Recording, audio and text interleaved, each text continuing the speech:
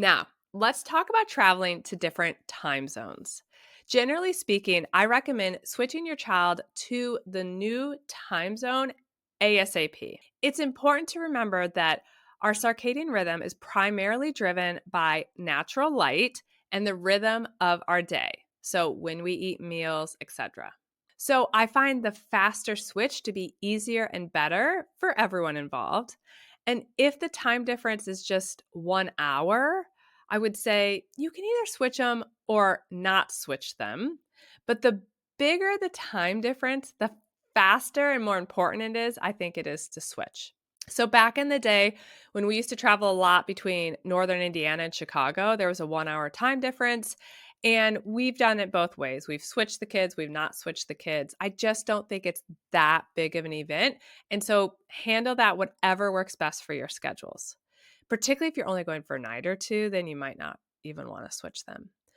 But when you go on a longer visit or a bigger shift in time, it's always best to switch pretty quickly. And if your kiddo is overtired or wakes too early one morning or too early from a nap, just use that extra bedtime and then maintain their schedule the next day. So let's give a little bit of an example here. If you're traveling cross country and dealing with, let's say, a 3 hour adjustment, I still want you to switch it in a 24-hour period. And we might even do it instantly. If naps were a mess and your child's gotten less sleep than normal, it's often easier to do an instant switch because they're just tired and disoriented, and we could kind of switch them right away. If that won't work because the timing of their day or it would result in them going to bed way too early, depending which way you're traveling, switch them halfway right when you arrive. So if you're traveling west to east, that may feel tricky because your child might not be ready to go to bed that early. And if that's the case, the most important thing you can do is wake them at their typical time the next morning, even if that means they got less sleep than usual. So you may need to wake them at, say, 7 a.m., which I realize back home would be 4 a.m. But that is how you're going to shift them. You're going to wake them at their typical time and then have them nap at their typical times that first full day, and then go to bed in their typical window that second night. So we want to make a quick shift, assuming that we're staying more than a couple days. Now, I want to touch on managing family expectations during the holidays. I did a whole episode on this with my husband last year. We'll link to it in the show notes. And I've shared this advice before, and we talk about it in that episode. But the very best advice my husband and I received from a marriage counselor after we became parents was to prioritize our family unit. So that is my husband and me and the kids, and to make decisions that were best for our family unit, to communicate those decisions to our extended families, and then to not worry about how anyone else felt about those decisions. That was not our problem. I realize this is way easier said than done, and it took some practice. So I won't say it feels easy out of the gate, but it was a complete game changer for us. And over time, our families accepted our style, and we did not do it in a way that put them out. I mean, they may have felt put out, but we did not demand that they change their schedules. We just dictated what our schedules were. So let me share an example. Throughout my entire childhood, we spent Christmas Eve with my dad's best friend's family. So very, very close family friends. It was a wonderful tradition, one that I now miss. We haven't been going back there as of late because we all have kids and it's very hectic.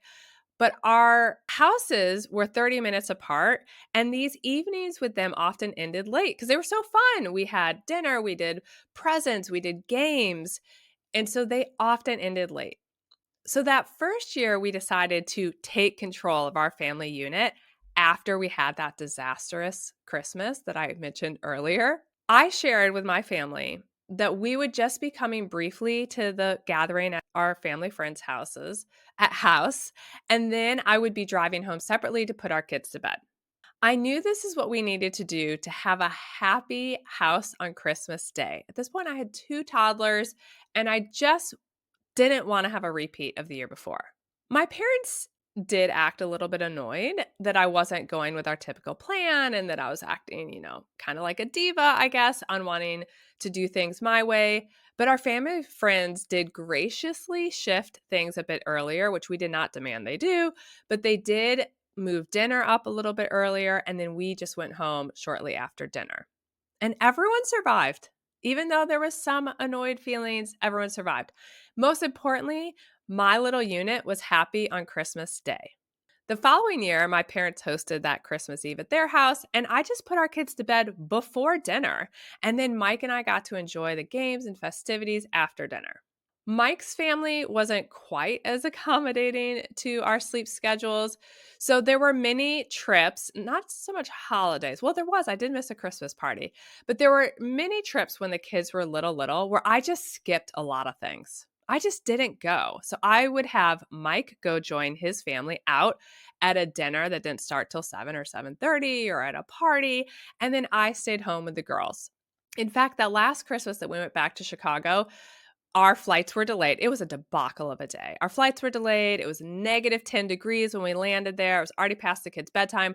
There was a big family reunion happening that we had planned to take the girls to briefly, and we just scrapped it. So we got our rental car. I dropped Mike off at this restaurant where the party was happening on the way to his dad's house. Then I just went back to the house, got the kids to bed, and I totally missed out on seeing a lot of the family members. They missed out on seeing the kids, but it was the start of our trip to the Midwest, and we both knew it just wasn't going to work.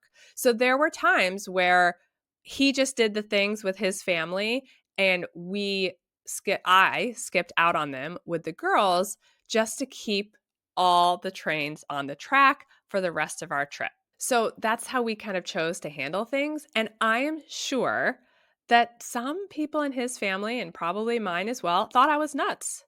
But I kept my sanity, and my girls enjoyed their days with the family. So it's okay if your family or your in laws don't understand why you want to prioritize your child's sleep schedule. It's also okay for you to hold your boundaries and to insist on maintaining those schedules, even if it means you miss out on some of the things. You're going to feel like a real adult when you do this. Trust me, it's kind of a game changer. And eventually, you holding that boundary and schedule will become the new normal for everyone. So, there you have it. Those are my recommendations for handling sleep while you travel and my thoughts on managing family expectations around sleep this holiday season. Thanks for listening today. I hope these tips are helpful and they help you feel more confident as you head into the holiday travel season.